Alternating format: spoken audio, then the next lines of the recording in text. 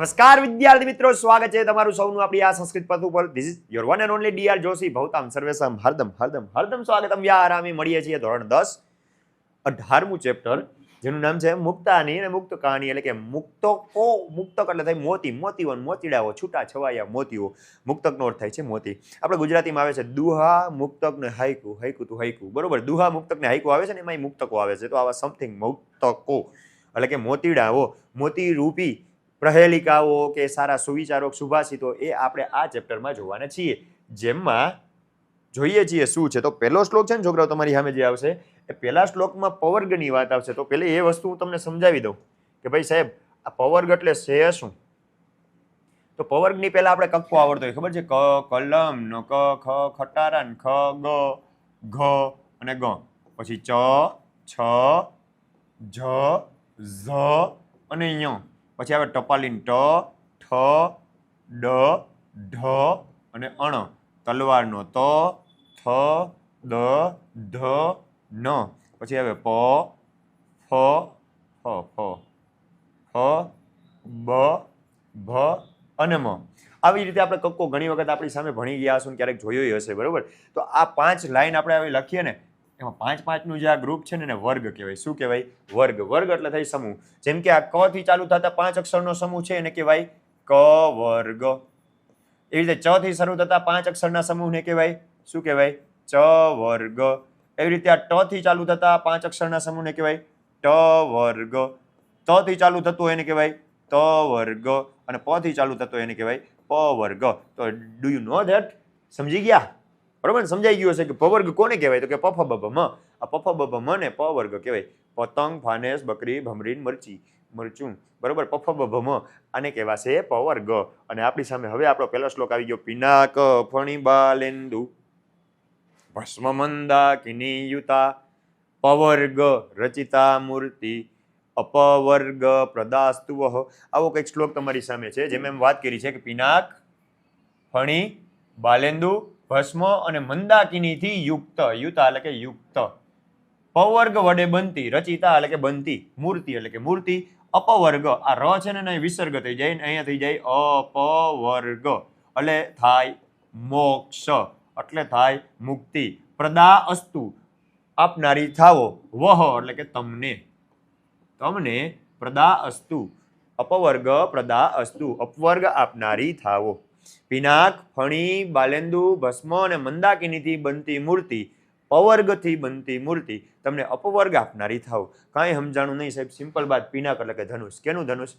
તો કે જેની આ મૂર્તિ બને છે. કોની મૂર્તિ બને છે? શિવ ભગવાનની. ચલો, શિવ ભગવાનના ધનુષનું નામ શું છે? પિનાક. ફણી, ફણી એટલે કે દાદા ફૂફુ પોતે. નાગ, બાલેન્દુ, બાલેન્દુ એટલે થયા નાનો ચંદ્ર. તો મહાદેવની ઉપર નાનો એવો ચંદ્ર હોય કે નહીં, ચંદ્રરેખા, એને બાલેન્દુ કહેવાય. ભસ્મ એટલે કે રાખ, એસ, ભભૂતિ, ભસ્મ. અને મંદાકિની એટલે થાય ગંગા. તો કે પિનાક, ફણી, બાલેન્દુ, ભસ્મ અને મંદાકિનીથી જે મૂર્તિ બને છે એવી શિવ ભગવાનની મૂર્તિ, એવી પવર્ગથી બનતી મૂર્તિ અમને અપવર્ગ આપનારી થાવ. સાહેબ, આ પવર્ગ શું કામ આવ્યું? તો કે પવર્ગના આપણે અક્ષર હતા પ, ફ, બ, ભ અને મ હતા કે નહીં? જો પિનાક પ થી ચાલુ થયો, ફણી ફ થી, બાલેન્દુ બ, ભસ્મ ભ અને મંદાકિની મ. આ બધા અક્ષર પ, ફ, બ, ભ, મ થી ચાલુ થયા, એટલે આ પવર્ગ વડે મૂર્તિ બની શિવ ભગવાનની. અને એ પવર્ગથી બનતી મૂર્તિ અમને અપવર્ગ એટલે કે મોક્ષ, અમને નહીં તમને, વહ એટલે શું થાય? તમને. આ પવર્ગથી બનતી શિવ ભગવાનની મૂર્તિ તમને મોક્ષ આપનારી થાવો. બરોબર.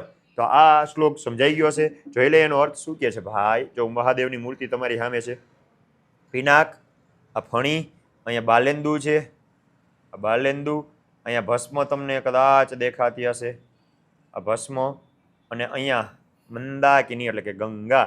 આ જે શિવ ભગવાનની મૂર્તિ છે એ મૂર્તિ તમને મોક્ષ આપનારી થાવો. બરોબર. પિનાક એટલે કે ધનુષ્ય, ફણી એટલે સાપ, બાલેન્દુ ચંદ્રરેખા, ભસ્મ અને મંદાકિની એટલે કે ગંગાથી યુક્ત એવી પવર્ગ દ્વારા રચવામાં આવેલી ભગવાન શિવની મૂર્તિ તમને મોક્ષ આપનારી થાવો. નેક્સ્ટ, પ્રશ્ન જવાબ તરીકે, પ્રશ્નોત્તરી તરીકે ઘણી વખત કોઈ પ્રશ્ન પૂછાતા હોય, કોઈ પ્રહેલિકા હોય છે કે પ્રશ્ન પછી જવાબ, કે પહેલા પ્રશ્નો પૂછેલી અને છેલ્લે જવાબ આપવામાં આવે, એવી પ્રહેલિકા હોય ઘણી હોય છે. એમાંથી એક પ્રહેલિકા છે તમારી સામે આ. શું? તો કે ભગવાન એટલે કે શ્રીમાન કિમ ઉપાદેયમ, ઉપાદેયમ એટલે કે ગ્રાહ્યમ એટલે કે સ્વીકારવા જેવું. હે શ્રીમાન, સ્વીકારવા જેવું શું છે? ભગવન કિમ ઉપાદેયમ, હે શ્રીમાન શું સ્વીકારવું જોઈએ કે સ્વીકારવા યોગ્ય શું છે? તો વાત કરી છે, એનો જવાબ આપ્યો છે ગુરુ વચનમ. શું છે સ્વીકારવા જેવું? ગુરુનું વચનમ. ગુરુનું વચન સ્વીકારવું જોઈએ ભાઈ. બીજો પ્રશ્ન પૂછ્યો છે હેયમ અપી ચ કિમ, હેયમ એટલે કે ત્યાગવું, ત્યાગવા યોગ્ય, કિમ હેયમ અપી ચ કિમ છોડવા જેવું શું છે? વાત કરી છે અકાર્યમ, છોડી દેવું જોઈએ. શું છોડી દેવું જોઈએ? અકાર્યને છોડી દેવું જોઈએ. જે કાર્ય નથી, જે નકામું છે એવા અકાર્યને છોડી દેવું જોઈએ ભાઈ. પહેલો પ્રશ્ન, હે શ્રીમાન શું સ્વીકારવું? ગુરુનું વચન. શું છોડી દેવું? અકાર્ય. ગુરુનું વચન સ્વીકારવું. ઓકે, તો ગુરુ કોણ? તો કે જે અધિગત તત્વ છે, જે સતત શિષ્યના હિતાય ઉદ્યત છે એવું. મતલબ સાહેબ, તો કે કો ગુરુ, હુ ઇઝ ગુરુ? ગુરુ કોણ? તો કે અધિગત તત્વ, જેણે તત્વજ્ઞાન અર્જિત કર્યું છે, જે તત્વજ્ઞાની છે, જે ફિલોસોફર છે, જે વિદ્યાર્થીને જોઈ નાનામાં નાની મોટામાં મોટી વાતને સમજી શકે, એને કહેવાય તત્વજ્ઞાની. બરોબર? વિદ્યાર્થીના બિહેવિયર ઉપરથી, એના વર્તન ઉપરથી, એના ઉપર ઝીણી ઝીણી બાબતની નોંધ કરે અને એના ઉપરથી તારણ કાઢે, એને કહેવાય તત્વજ્ઞાની. તો આ જે તત્વજ્ઞાની છે અને જે સતત શિષ્યના હિતમાં ઉદ્યત એટલે કે તત્પર છે, જે સતત શિષ્યના હિતમાં લાગેલા છે, તેને કહેવાય ગુરુ. 3 પ્રશ્ન થયા, 3 જવાબ. હે શ્રીમાન શું સ્વીકારવું જોઈએ? ગુરુનું વચન. શું છોડી દેવું જોઈએ? અકાર્ય. ગુરુ કોણ? તો કે જે તત્વજ્ઞાની હોય અને જે સતત વિદ્યાર્થીનું હિત વિચારતા હોય તે. બરોબર? જે વિદ્યાર્થીના હિત માટે તત્પર રહેતા હોય તે. તો આઈ થિંક તમને સમજાણું હશે. ગુરુ કોણ? શિષ્યના હિત માટે તત્પર રહે તે. શું જો પેલા શું સ્વીકારવું? તો કે ગુરુનું વચન. શું છોડી દેવું? અકાર્ય. જે કામ નથી, જે તમને મજા નથી આવતી, અકાર્ય છે, એ અકાર્યને છોડી દેવું. હવે ગુરુ કોણ? તો કે જે શિષ્યનું હિત વિચારે અને એના માટે તત્પર રહે. અને બીજી વાત હતી કે તત્વજ્ઞાની હોય. શું હોય ગુરુ? તત્વજ્ઞાની. અને જે શિષ્યનું શું વિચારે? હિત વિચારે. હિન નહીં, હિત. હિત વિચારે, એને કહેવાય ગુરુ. તો આઈ થિંક આ શ્લોક તમને સમજાણો. શ્રીમાન ગ્રહણ કરવા જેવું શું છે? ગુરુનું વચન. અને ત્યાગવા યોગ્ય શું છે? એ છે ભાઈ અકાર્ય. ગુરુ વચન ત્યાગવા જેવું શું છે ભાઈ? ન કરવા જેવું કામ એટલે કે અકાર્ય. ગુરુ કોણ છે? તો કે જેમણે તત્વજ્ઞાન પ્રાપ્ત કર્યું અને જે નિરંતર શિષ્યના હિત માટે તત્પર રહે છે, આ ગુરુ છે. આગળ વધતે હે. નેક્સ્ટ શ્લોક ઓય ભૂરી આવી જો. અપૂર્વોયમ મયા દૃષ્ટઃ કાંતઃ કમલલોચને શોંતરમ યો વિજાનાતિ સવિદ્વાન નાત્ર સંશય. સવિદ્વાન, તે વિદ્વાન છે. કોણ વિદ્વાન? ન અત્ર સંશય, અહીંયા શંકા છે નહીં. અહીં શંકા કે સંશય નથી કે તે વિદ્વાન છે. કોણ વિદ્વાન છે? તો કે અપૂર્વ અયમ.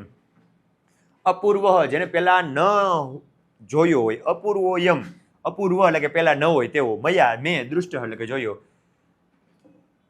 મયા અપૂર્વ અયમ દૃષ્ટ, કોઈએ ન જોયો એવા અપૂર્વ આને મેં જોયો છે. કોને કહે છે આવું? તો કે કાંત, કાંત એટલે કે પ્રિયજન. કમલ લોચન એટલે કે કમળ આંખો વાળી. પેલા શબ્દના અર્થ લઈ લઈએ. અપૂર્વ પેલા ન થયો એવો, અયમ એટલે કે આ, મયા દૃષ્ટ મારા દ્વારા જોવાયો, મેં જોયો. કાંત એટલે કે પ્રિયજન અથવા તો પતિ. કમલ લોચન એટલે કે કમળ જેવી આંખો વાળી. આને કહે છે હે કમળ જેવી આંખો વાળી, અપૂર્વ એવા તારા પ્રિયજનને, તારા પતિને મેં જોયો છે. પછી વાત કરે છે શોંતરમ યો વિજાનાતિ. શ, સ અને સ, આ 3 પ્રકારના સ આવે છે. તમને ખબર છે? એક આવે શરણાઈનો સ, એક આવે ષટકોણનો સ, એક સસલીબેનનો સ. આવા 3 સ આવે. આ સ વચ્ચેનો ભેદ જે જાણે ને, આ વચ્ચેનું અંતર, આ વચ્ચેનો ભેદ જે જાણે ને, એ વિદ્વાન છે. અહીંયા શંકાને સ્થાન છે નહીં. જેને પેલા ન જોયો હોય એવા તારા પ્રિયજનને ભૂરી મેં જોયો છે. કમર જેવા આંખવાળી મેં જોયો છે. સ, સ ને સ, આ 3 વચ્ચેનું જે અંતર જાણે ને એ વિદ્વાન છે. એક અર્થ આવો બને છે. અને બીજો અર્થ, ભાઈઓ બહેનો, બીજો પણ આમાં અર્થ બને છે. કયો અર્થ બને છે? તો કે અપૂર્વ અયમ, જેના પૂર્વમાં એટલે કે જેના પ્રથમ શરૂઆતમાં અ બેઠો છે, એને મેં જોયો છે. સારી વાત છે. કાંત ક અંત, જેના અંતમાં કયે બેઠો છે. કાંત એટલે કે ક અંત. અપૂર્વ અ પહેલા છે, ક અંત ક અંતમાં છે. અને શો અંતરમ, અંતર એટલે કે વચ્ચે, શો એટલે કે શો. અંતરમ એટલે કે વચ્ચે બેઠો છે. અને યો વિજાનાતિ, એને જે જાણે એ વિદ્વાન છે એટલા માટે એનું નામ પડ્યું છે અશોક. તમે નવનીતમાં ક્યાંક ને ક્યાંક વાંચતા હોય ને કે તે અશોક છે તે વિદ્વાન છે. આમાં અશોકભાઈ લેવા ક્યાંથી? એ અશોકભાઈ અહીંથી ઉતરા. અપૂર્વ એટલે કે પૂર્વમાં અ છે, કાંત અંતમાં ક છે, અને શો અંતરમ. અંતરનો એક અર્થ થાય છે ભેદ ને અંતરનો બીજો અર્થ થાય છે મધ્ય, વચ્ચે. તો આ મધ્ય જેને શો છે એ જે જાણે ને એ વિદ્વાન છે. તો ભાઈઓ બહેનો તમે સમજી ગયા? ડન. હે કમળ જેવા નેત્રવાળી ભૂરી, મેં તારો અપૂર્વ એવો પ્રિયજન જોયો છે. શ વચ્ચેનો ભેદ જાણે ને એ અશોક એટલે કે દુઃખ વિનાનો છે અને અહીંયા શંકાને સ્થાન છે નહીં. એક અર્થ આવો છે ને બીજો આપણે અશોક વાળો સમજા. અ જેની પૂર્વમાં, ક જેની અંતમાં, સ બેઠો વચ્ચે. It's called Ashok. Is it clear? Yes. તો આ બે અર્થ એના બને છે. અને ત્રીજો શ્લોક આપણે એમ કંઈક આવો આવે છે. ચોથો શ્લોક, શસ્ત્રમ ન ખલુ કર્તવ્યમ ઇતિ પિત્રા નિયોજિત તદેવમ શસ્ત્રમ કૃતવાન પિતુરાજ્ઞા ન લંઘિતા. તો શસ્ત્રમ ન, શસ્ત્ર નહીં, ખલું ખરેખર, કર્તવ્યમ એટલે કે બનાવવું અથવા તો ઉગામવું. તારે શસ્ત્ર ઉગામવું નહીં, શસ્ત્ર બનાવવું નહીં. ઇતિ પિત્રા નિયોજિત, આવું પિતાએ નિયોજિત એટલે કે એના દીકરાને યોજ્યો, કામે લગાડ્યો, કામે વળગાડ્યો. પુત્રએ દીકરાને પિતાએ પુત્રને કીધું કે તારે શસ્ત્ર બનાવવું નહીં. તદેવ શસ્ત્રમ કૃતવાન, તદ એવો છતાં પણ શસ્ત્રમ કૃતવાન, શસ્ત્ર બનાવ્યું. અને પિતુ આજ્ઞા ન લંઘિતા, અને પિતાની આજ્ઞાનો ભંગ પણ ન થયો. પિતાએ કીધું તારે શસ્ત્ર બનાવવું નહીં, પુત્રએ બનાવ્યું, પિતાની આજ્ઞાનો ભંગે ન થયો. કઈ રીતે સાહેબ? પિતાને ના પાડીને છતાંય બનાવ્યું. તો ભાઈ આ છે ને શ્લેષ વાક્ય છે, બરોબર? શ્લેષ વાક્ય એટલે તો કે આ બે શબ્દને તમે ભેગા કરી નાખો ને તો અલગ થઈ જાય. જો ન અને ખલું બેની વચ્ચે જગ્યા હોય ને તો ન ખલું કર્તવ્યમનો અર્થ થાય છે ખરેખર ન બનાવવું. અને કદાચ એ બે અક્ષર તમે ભેગા કરી નાખો અને નખલું કરી નાખો તો એમ થઈ જાય નખલું બનાવવું. શું બની જાય? નખલું બનાવવું. સાહેબ નખલું એટલે શું થાય? નખલું એટલે થાય છે નેઇલ કટર, નખ કાપવા વાળી નરણી, નેઇલ કટર, નખ્યું.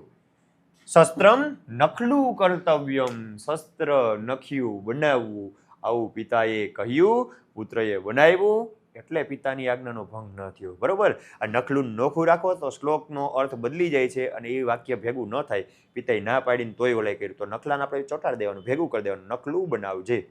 આટલો જ ફેર પડ્યો. શસ્ત્રમ ન ખલુ કર્તવ્યમ. અક્ષર તો મારા ગાંધી બાપુ ટક્કર મારે એવા છે જ, પણ ઇટ્સ ઓકે. બીજું છે શસ્ત્રમ નખલું કર્તવ્યમ. બસ સમજાઈ ગયું. ન ખલું કર્તવ્યમ, ખરેખર ન બનાવવું. શસ્ત્રમ નકલું કર્તવ્યમ, શસ્ત્ર નકલું બનાવવું. આવો અર્થ લઈ એટલે આનો અર્થ બંધ બેસતો બેસી જાય અને તમને સમજાઈ જાય. સમજાઈ જાય સાહેબ? સમજાઈ જાય ને હું કામ ન સમજાય? જવા દે. તારે શસ્ત્ર ઉગામવું નહીં એવું પિતાએ જોતા રહ્યો, કામે લગાડ્યો, તેની શસ્ત્ર બનાવ્યું એટલે કે નરણી બનાવીને પિતાની આજ્ઞાનું ઉલ્લંઘન કર્યું નહીં, પિતાની આજ્ઞાનો ભંગ થયો નહીં. વેરી ગુડ સાહેબ. આગળ વધીએ. વૃક્ષસ્ય અગ્રે ફલમ દૃષ્ટમ. ચાલો એક વૃક્ષની ઉપર મેં ફળ જોયું, ફળની ઉપર પાછા વૃક્ષ જોયા. અકારાદીન સકારાંતમ યોજાનાતિ સપંડિતો. અથી સ્ટાર્ટ થઈને સથી પૂરું થઈ જાય, જાણે પંડિત સમજાણું નહીં. વૃક્ષસ્ય અગ્રે, વૃક્ષની ઉપર, ફલમ દૃષ્ટમ, ફળ જોયું, વૃક્ષની ઉપર ફળ જોયું. ફલાગ્રે વૃક્ષ એવ ચ, વૃક્ષની ઉપર ફળ જોયું, ફળ અગ્રે, ફળની ઉપર પાછું વૃક્ષ જોયું. કેવું છે? અ ઇઝ સ્ટાર્ટ ને સ ઇઝ એન્ડ. અકાર આદિમાં છે, સ્ટાર્ટિંગનો શબ્દ અ છે અને લાસ્ટ છેલ્લો અક્ષર છે સ. અથી ચાલુ થાય છે અને સ થી પૂરું થાય છે. અને આને જે જાણે યો જાનાતી, જે જાણે છે સ પંડિત, તે વિદ્વાન છે. આને જે જાણે ને તે પંડિત. શું છે આ ભાઈ? પાઇનેપલ. અ ના ન સ.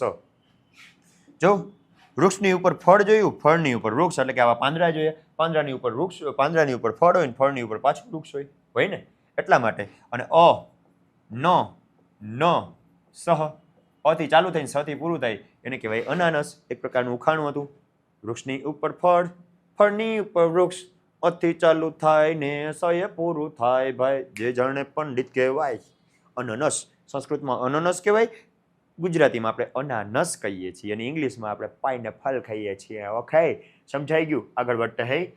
વૃક્ષની ઉપર ફળ અને ફળની ઉપર અગ્રભાગમાં વૃક્ષ જોયું, આરંભમાં અ છે અને અંતમાં સ છે. જે જાણે તે પંડિત ને એ છે અનાનસ. હવેની લીટી પાછી જો શ્લેષવાળી છે. કે ભાઈ એક અક્ષર આડો અવળો કરવાથી નખલુંનું ન ખલું ને ન ખલુંનું નખલું થઈ જતું હોય તો એવી રીતે ઘણી વખત આડાવડા અર્થ થતા હોય. આ શ્લોક છે યથા નયતિ કૈલાસમ ન ગંગા ન સરસ્વતી તથા નયતિ કૈલાસમ ન ગંગા ન સરસ્વતી. આ શ્લોક તમે જોશો ને તો મોસ્ટ ઓફ એકને બાદ કરતા બધા અક્ષર સરખા છે. જો અહીંયા યથા છે ને અહીંયા તથા છે, આના સિવાય બધા અક્ષરો સેમ ટુ સેમ જ છે. જોવું જોઈએ કઈ રીતે. નયતિ નયતિ કૈલાસમ કૈલાસમ ન ગંગા ગંગા ન સરસ્વતી સરસ્વતી. છે કે નહીં? ખાલી આડા આવડા અહીંથી કાઢી નાખ્યો, આ ભેગો ચીપકાવી દીધો, કહાવ અલગ રાખી દીધો. મીન્સ કે આડા આવડા અક્ષરો કર્યા છે એના કારણે આનો મિનિંગ ચેન્જ થઈ જાય છે. શું થઈ જાય છે? યથા નયતિ જેવી રીતે લઈ જાય છે, નયતિ એટલે કે લઈ જવું, યથા એટલે કે જેવી રીતે, કૈલાસમ એટલે કે કૈલાસ પર્વત ઉપર, નગમ નગનો અર્થ થાય છે પર્વત. નગ એટલે શું થાય? પર્વત. આને તમે શૈલ પણ કહી શકો, આને તમે અદ્રી પણ કહી શકો, એને તમે પર્વત પણ કહી શકો, નગ પણ કહી શકો. આ બધા સમાનાર્થી શબ્દો છે. આ આવડવા જોઈએ, કદાચ પૂછાય ને તો આવડી જાય ભાઈ. તો વાત કરી છે કે જેવી રીતે લઈ જાય છે. કોણ લઈ જાય છે? નગમ એટલે કે પર્વત ઉપર, ગાન સરસ્વતી ગાયન રૂપી સરસ્વતી. ગાન એટલે કે ગાયન, સા રે ગ મ પ ધ ની સા. આવું સંગીત, શાસ્ત્રીય સંગીત કે પછી આપણું અરિજીત સિંહનું સંગીત, ચન્ના મેરે યા મેરે, સારું સંગીત હોય તો એ સારું ગાયન રૂપી સરસ્વતી. જો કોઈ પણ વસ્તુ છે તમારામાં કળા છે તો એ કળા સરસ્વતીનું રૂપ છે કે નહીં? તમારામાં ગાયન છે તો એ તમારી સરસ્વતી છે. તમે સારા વક્તા છો તો તમારી વાણી તમારી સરસ્વતી છે. તમે સારા વાદક છો, વગાડવાવાળા છો તો એ વાદન તમારી સરસ્વતી છે. તો તમારામાં કાંઈ પણ કળા છે, સારા આર્ટિસ્ટ છો, કલર કરીને મસ્ત સ્કેચ બનાવો છો તો એ તમારા સરસ્વતી છે. તો તમારી રહેલી કળા એ તમારી સરસ્વતી છે. અને આ ગાયન રૂપી સરસ્વતી, આ ગાયન રૂપી સરસ્વતી તમને ક્યાં લઈ જશે? કૈલાસ પર્વત પર લઈ જાય છે. સમજાણું? પહેલી લીટીનો અર્થ કે જેવી રીતે ગાયન રૂપી સરસ્વતી તમને કૈલાસ પર્વત પર લઈ જાય છે, તથા ન નયતિ તેવી રીતે લઈ જતી નથી. કૈલાસમ એટલે કે કૈલાસ પર, ગંગા સરસ્વતી, ગંગા અને સરસ્વતી. તેવી રીતે તમને કૈલાસ પર્વત પર ગંગા કે સરસ્વતી લઈ જતી નથી. ભાઈ આ જો ગંગા છે અને સરસ્વતી છે, તો ગંગા અને સરસ્વતીમાં તમે ડૂબકી મારો તો એ તમને ઉપર લઈ જાય? ન લઈ જાય. વયું જાય તો ઉપર લઈ જાય? ન લઈ જાય. નદીમાં ડૂબકી મારો તમને ઉપર લઈ જાય? ન લઈ જાય. નીચે લઈ જાય ભાઈ, નીચે. અને નીચે જાવ તો વૈયાઈ જાવ, પાછા ઉપર જાવ. એટલે વાત એવી છે કે ભાઈ ગાયન રૂપી સરસ્વતી, સિંગ. ગાયન એવું છે ને કે તમને સ્વર્ગની અનુભૂતિ અહીં જ કરાવી દે, એના માટે તમારે જવું ન પડે. બરોબર? તો આ સંગીતની વાત કરી, સંગીત રૂપી સરસ્વતી તમને કૈલાસ પર્વત ઉપર લઈ જાય છે, પણ આ ગંગા કે સરસ્વતી તમને કૈલાસ પર લઈ જતા નથી. તો એક અક્ષરના આડાઅવળા થવાથી અર્થ બદલી જતા હોય છે, એવું આ શ્લોકમાં તમે સમજ્યા. જેમ ગાયન રૂપી સરસ્વતી કૈલાસ પર્વત પર લઈ જાય છે, તેમ ભાઈઓ બહેનો કૈલાસ પર ગંગા કે સરસ્વતી પણ લઈ જતી નથી. આગળ વધો. 3 પ્રશ્ન 3 જવાબ. પ્રશ્ન પહેલા પૂછો, યુધિષ્ઠિર કસ્ય પુત્રો? યુધિષ્ઠિર કોનો દીકરો? મારો દીકરો. ગંગા વહતી કીદૃશી? ગંગા કઈ રીતે વહે છે? હંસસ્ય શોભા કા વા અસ્તિ? અથવા હંસની શોભા શું છે?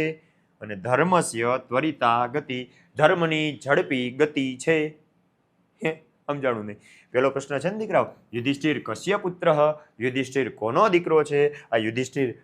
આ યુધિષ્ઠિર કોનો દીકરો છે? જવાબ છે ધર્મસ્ય. કોનો દીકરો છે? ધર્મનો દીકરો છે. બીજી લીટીમાં કીધું ગંગા કઈ રીતે વહે છે? જવાબ આપ્યો છે ત્વરિતા. ત્વરિતા એટલે કે ઝડપી. ગંગા કઈ રીતે વહે છે? ઝડપી વહે છે.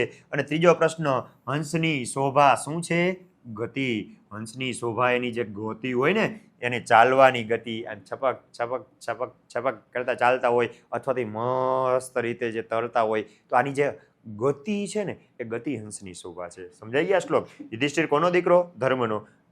ગંગાની શું કે ગંગા છે, ગંગા નદી. આ ગંગા નદીની ગંગા કઈ રીતે વહે છે? ઝડપી વહે છે. અને હંસની શોભા શું છે? હંસની શોભા છે એની ગતિ.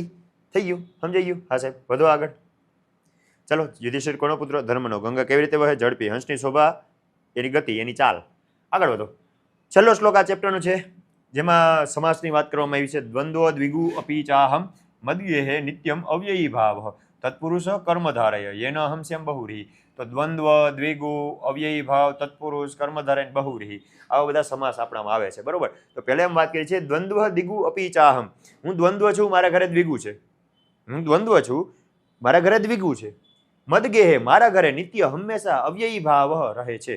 મારા ઘરે હંમેશા અવ્યયી ભાવ રહે છે. હું દ્વંદ્વ છું, મારે દ્વિગુ છે, મારા ઘરે હંમેશા અવ્યયી ભાવ રહે છે. તત્પુરુષ કર્મધારય યેન અહમ શ્યામ, જેનાથી હું થાઉં બહુરીહી એટલે કે બહુરીહી. સાહેબ કાંઈ સમજાણું નહીં. હું દ્વંદ્વ છું, મારે દ્વિગુ છે, મારા ઘરે અવ્યયી ભાવ રહે છે, તત્પુરુષ કર્મધારય જેનાથી હું બહુરીહી થાઉં.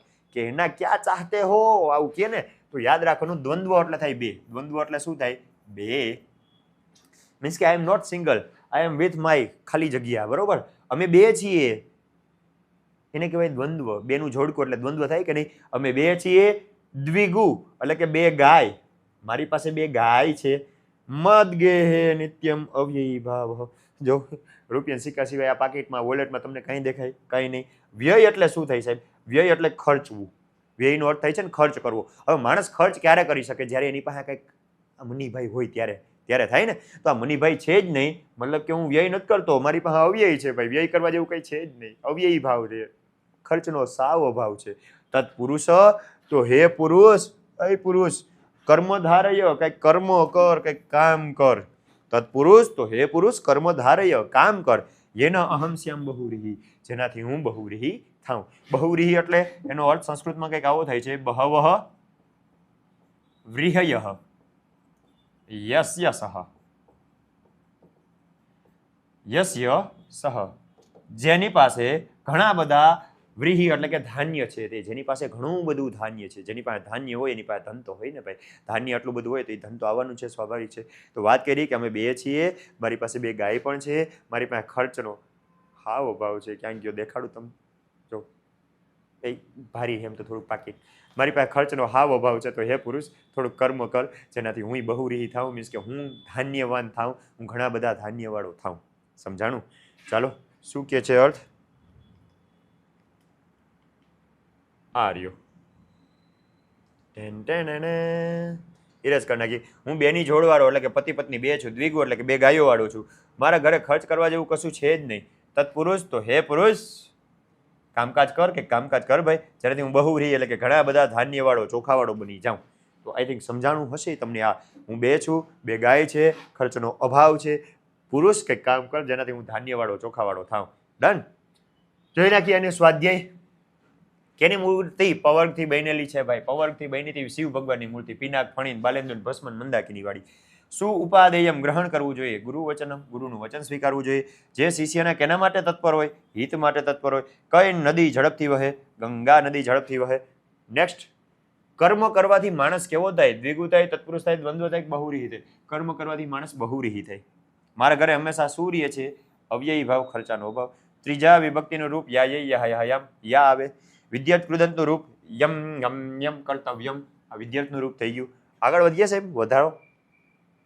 હેયમ કિમ અસ્તિ. ચાલો, છોડી દેવા જેવું શું છે? છોડી દેવા જેવી એક વસ્તુ અકાર્યમ. જે કાર્ય યોગ્ય નથી એવા અકાર્યમને છોડી દેવું જોઈએ. બીજું, કૈલાસ પર્વત પર કોણ લઈ જાય છે? તો કે ગા ન સરસ્વતી. ગાયન રૂપી સરસ્વતી તમને કૈલાસ પર્વત પર લઈ જાય છે. આ કિમની જગ્યાએ લખી નાખવાનું, કાની જગ્યાએ લઈને. પિતુહુ કા આજ્ઞા. પિતાની આજ્ઞા શું હતી? પિતાની આજ્ઞા હતી ન ખલુ કર્તવ્યમ.